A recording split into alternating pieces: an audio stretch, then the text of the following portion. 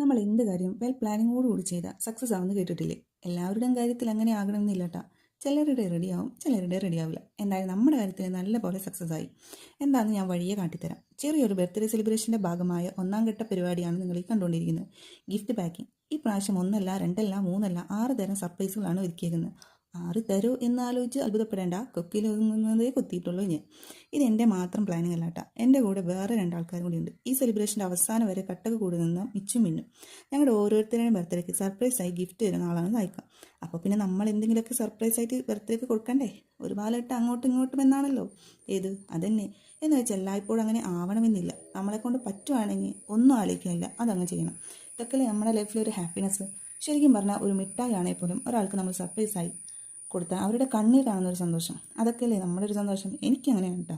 നമ്മൾ പറഞ്ഞ് വാങ്ങിപ്പിക്കുന്നതും പറയാതെ വാങ്ങിത്തരുന്നത് രണ്ട് തരം ഹാപ്പിനെസ്.